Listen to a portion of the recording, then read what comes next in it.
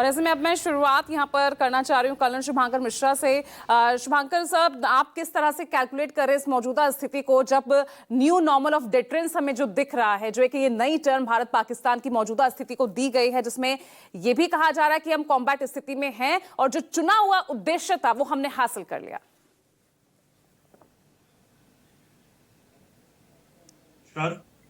देखिए, जिस दिन ऑपरेशन सिंदूर की शुरुआत हुई थी, उस दिन ही रात को एक प्रेस ब्रीफिंग की गई थी, इसमें ये बहुत ही स्पष्ट रूप से कहा गया था कि calculated, measured and non escalatory response. हमारा टारगेट जो था हमने अचीव कर लिया था। हमने पाकिस्तान आर्मी की, अगर मैं बात करूं पाकिस्तान आर्मी को, मैं सिर्फ 30 सेकेंड लूंगा आपको समझाने के लिए कि पाकिस्तान आर्मी है क्या। पाकिस्तान आर्मी के 4 मुख्य अंग। पहला पार्ट है उनकी बिजनेस डिवीजन, बिजनेस कोर उनका, जिस सिर्फ रियल एस्टेट के बिजनेस में है। दूसरा है उनका ट्रेडिशनल बिजनेस है, जिसमें वो बेकरी चलाते हैं, जिसमें वो ट्रक्स चलाते हैं, जिसमें इंडस्ट्रीज चलाते हैं। तीसरी उनकी कन्वेंशनल आर्मी है, जिसकी हर जगह पिटाई होती है और जो पाकिस्तानी आर्मी की सबसे लोएस्ट स्ट्राटा की सेक्शन आप कह सकते हैं। और चौथी उनकी आर्मी है जिहादी पार्ट, और जिहादी कोर बोल लीजिए, या उनकी टेररिस्ट ऑर्गेनाइजेशन जो है, वो भी एक्चुअली पाकिस्तान आर्मी का एक अपना इंटीग्रल पार्ट है। आप उसको पाकिस्तान आर्मी से अलग नहीं देख सकते।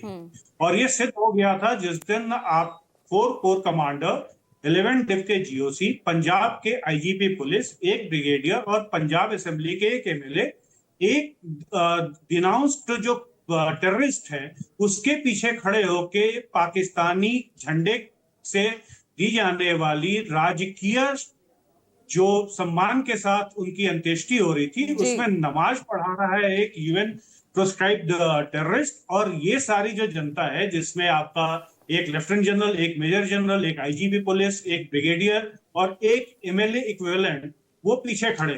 तो पाकिस्तान आर्मी का इक्वल पार्ट एंड पार्सल है टेरर ऑर्गेनाइजेशन, वो उससे अलग नहीं है। तो जब हम बात करते हैं कि हमने टेररिस्ट ऑर्गेनाइजेशन को ध्वस्त किया है, तो हम एक्चुअली टेररिस्ट ऑर्गेनाइजेशन की बात नहीं कर रहे हैं, हम पाकिस्तान आर्मी के इंटीग्रल पार्ट एंड पार्सल और सेटअप की बात कर रहे हैं। ये आपको समझना पड़ेगा। और ये मेरा आपसे निवेदन है कि हमारे दोनों महत्वपूर्ण जो राजनीतिक दल है, उनके दोनों के प्रवक्ता यहाँ मौजूद हैं, मेरा उनसे भी निवेदन है कि वो इस चीज पे फोकस करें कि पाकिस्तान आर्मी और पाकिस्तानी टेररिस्ट ये 2 अलग ऑर्गेनाइजेशन नहीं है। और इस चीज को जितना हम प्रचारित कर सके उतना हमारे लिए अच्छा होगा, पाकिस्तान को एक आतंकवादी देश घोषित करने में, और उसको जल्दी से जल्दी हम एफएटीएफ की ग्रे लिस्ट में दोबारा डालें। और रहा सवाल जहां तक अब न्यू नॉर्मल का, ये बहुत अच्छी बात है। हमने अपने एक, हमारा पैराडाइम शिफ्ट है, और अब हम आईबी की जो सैंटिटी थी हमने उसको अभी तक मेंटेन किया हुआ था।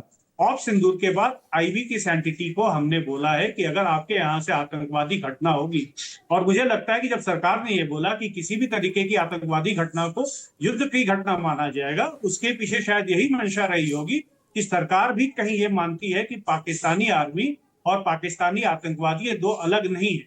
और इसलिए जब आतंकवादी घटना होगी तो उसका जवाब जो दिया जाएगा वो पाकिस्तान की आर्मी पे और उनके आर्मी इंस्टॉलेशन पे दिया जाएगा। ठीक है पूजा जी।